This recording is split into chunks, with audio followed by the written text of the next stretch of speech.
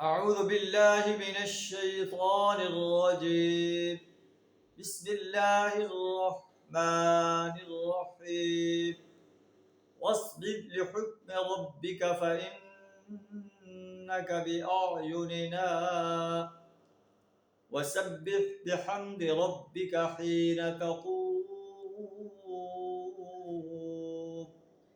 ومن الليل فسبح وإدبار النجوم. صدق اللہ العظیم. سورہ طور آیت نمبر 48 اور 49 آپ کے سامنے تلاوت کی.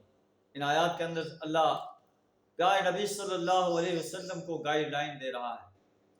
اللہ فرماتا ہے وَاصْبِرْ لِحُکْمِ رَبِّكَ، اے نبی صلی اللہ علیہ وسلم اپنے رب کا فیصلہ آنے تک صبر کرو. صبر و استقامت کے ساتھ انسانیت کے سامنے دین کی دعوت پیش کرتے رہو. کفار آپ کو کچھ نہیں بگاڑ سکتے. فَإِنَّكَ بِأَعْيُنِنَا، آپ ہماری نگاہ میں ہیں، ہم آپ کو دیکھ رہے ہیں. آپ کیسے انسانیت کی فلاح کے لیے کوشاں ہیں، رات اور دن میں کوشاں ہیں.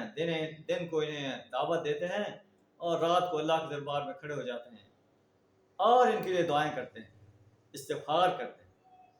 وَسَبِّحْ بِحَمْدِ رَبِّكَ حِينَ تَقُومُ، اے نبی صلی اللہ علیہ وسلم جب آپ اٹھیں اپنے رب کی تسبیح بیان کریں.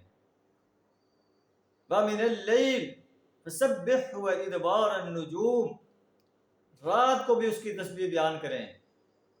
مغرب اور عشاء رات اور تہجد کی نماز مراد. اور جب آپ اٹھتے ہیں دین کی دعوت دینے کے لیے تو اس وقت بھی تسبیح بیان کریں. یا اللہ تو پاک صاحب، یا اللہ تیرا کوئی شریک نہیں. وَإِدْبَارَ النُّجُومِ، اور ستارے جب پلٹتے ہیں اس وقت بھی تسبیح بیان کریں. صبح کی نماز مراد ہے.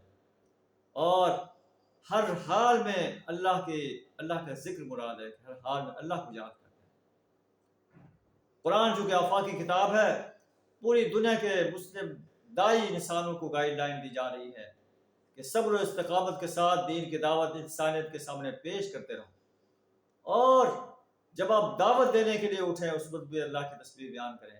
کسی مجلس سے اٹھیں اس وقت بھی اللہ کی تسبیح بیان کریں. اور نمازوں کی پابندی کریں. رات کی نماز ہے، صبح کی نماز ہے، ظہر ہے، عصر ہے، مغرب ہے، عشاء ہے، صبح، ان نمازوں کی پابندی کریں. اللہ سے دعا کریں ہمیں قرآن کی ان سنہری ہدایات کو اپنانے کی توفیق عطا فرمائے. وآخر دعوانا ان الحمد للہ رب العالمین.